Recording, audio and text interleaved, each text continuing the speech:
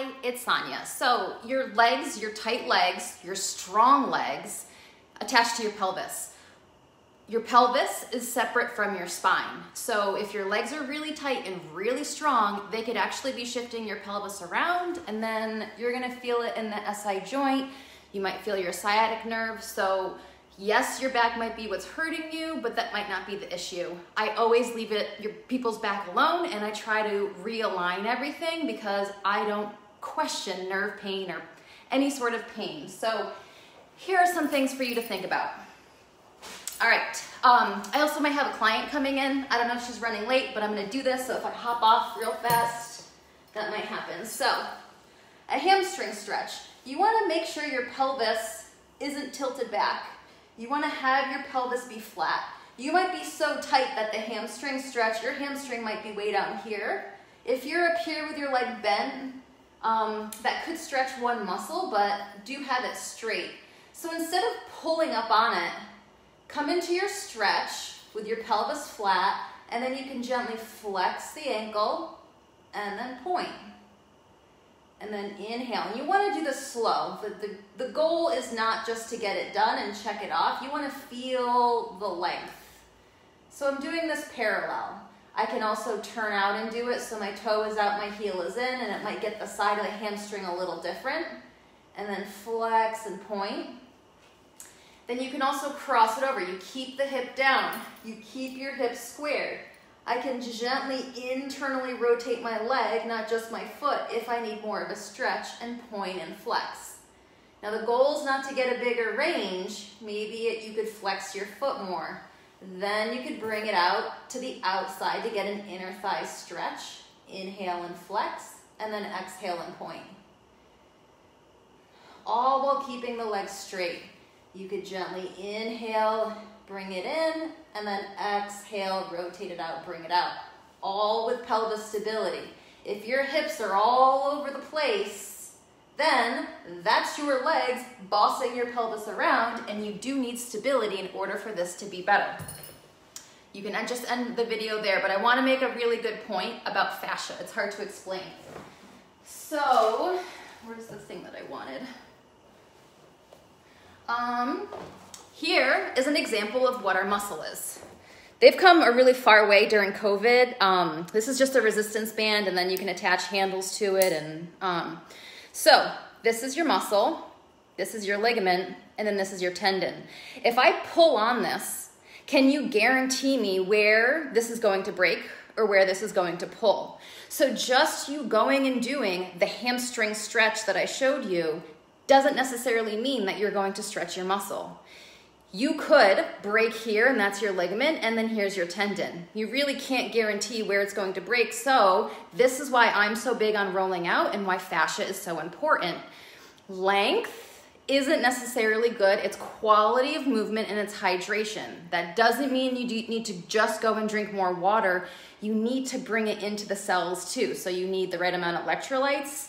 You need to make sure that you're not eating foods that sometimes take water. So a lot of oxalates actually can dehydrate you more, which is a lot of vegetables. That's a whole other thing. But not only length.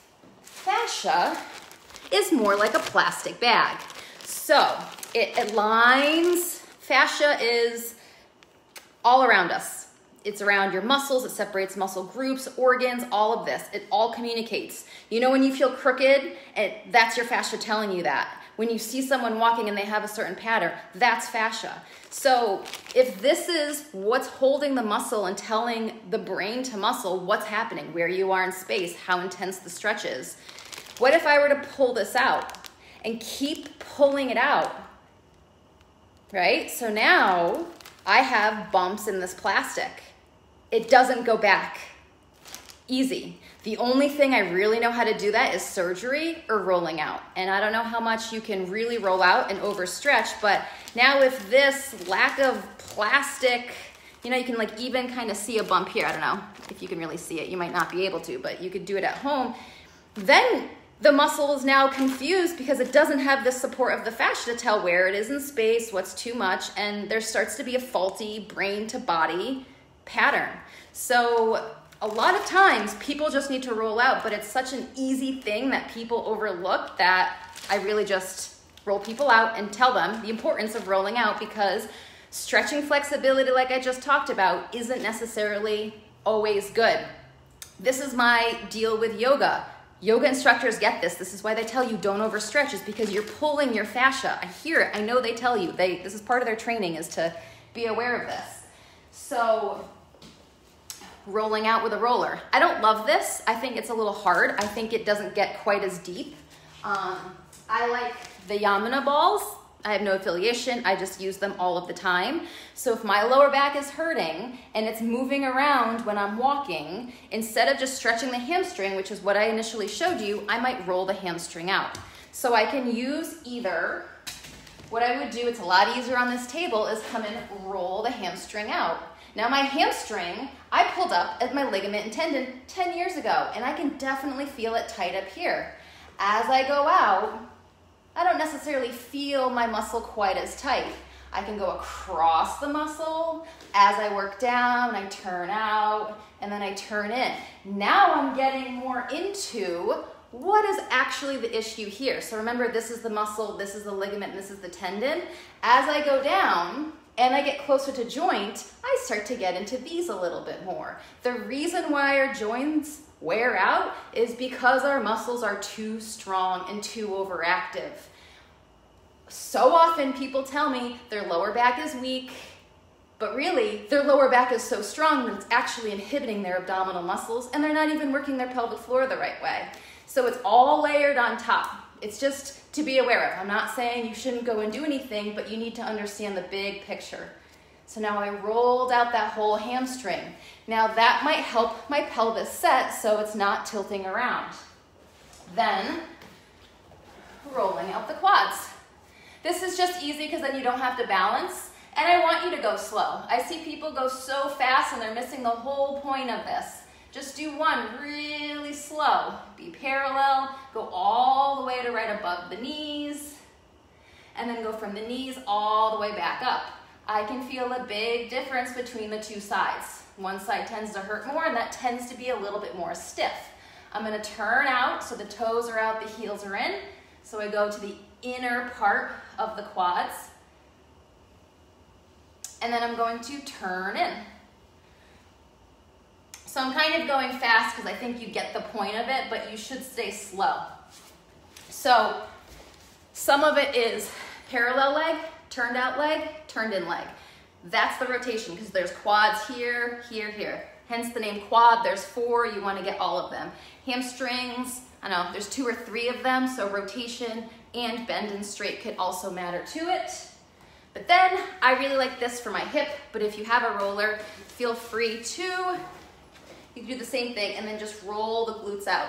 This doesn't get in quite as much as this ball here. This gets in much deeper. Now all of this is releasing my legs to my pelvis to release my back.